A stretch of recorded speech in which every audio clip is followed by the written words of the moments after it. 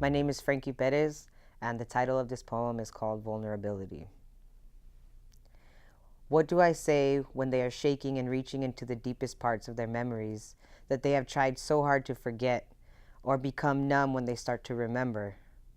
When tears are forming faster and their vulnerability will allow words to articulate out of their mutinous mouths, off of their dried up bloody lips, how dare I be impatient with someone who has spent years telling themselves over and over that it is not their fault, yet it takes 1 second to shatter that and make them apologize for things they don't need to.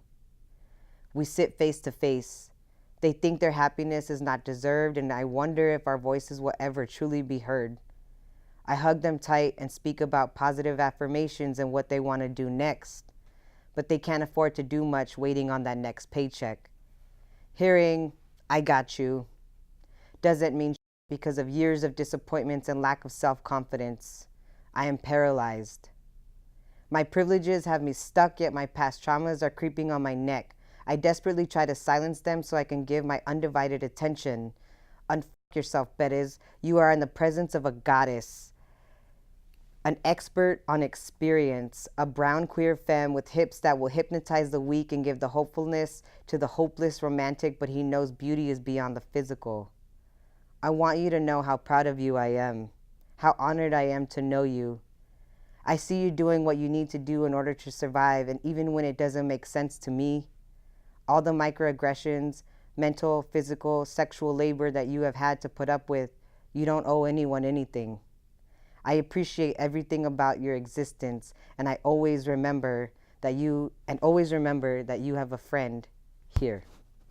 Yay! You're here. Yes. Thank you for reading a poem. Thank you for having me. For sure. It's exciting to have Frankie here, Sgt Perez. Yes. Because there were times where I saw him at poetry readings and he was known as the poeta. And I was like, oh, that person is so good and dresses so sharp. Thank The you. shoes are always fresh. The watch is amazing. I'm just like, oh, no, oh, there's a tie today. Okay, cool. But the fresh outfits were never a distraction from the words that came out of his mouth. And so I'm really glad and excited to have you here. Thank you. I wanted you to share with our viewers about being in the military and how that has either informed or changed your writing. Can you share about that?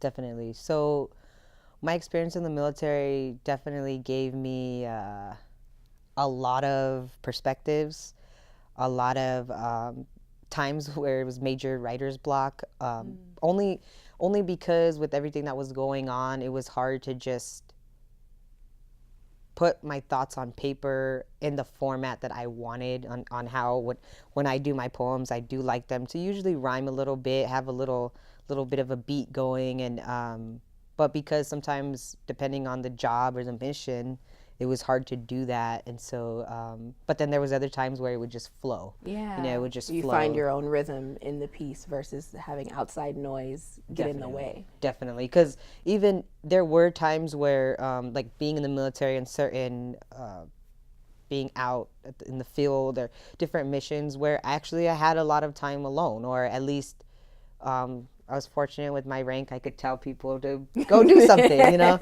so I could have a little bit of alone time, and that was nice to even just writing about literally what's around me, and what the mission is of what I could write about. And so there were times where it just flowed, and then other times where I said, I don't have time. I have to wait till I get back or wait till later. And till I send people away. Yeah. Right. Well, thank you for coming today, and thank you for your service. Oh, yep. Thank you. You the bomb. Thank you. If you would like more information about poetry in Clark County, please check out poetrypromise.org, and you can also go to the Clark County website and look up Poet Laureate, and there'll be a few events there as well. Enjoy the rest of your cold month.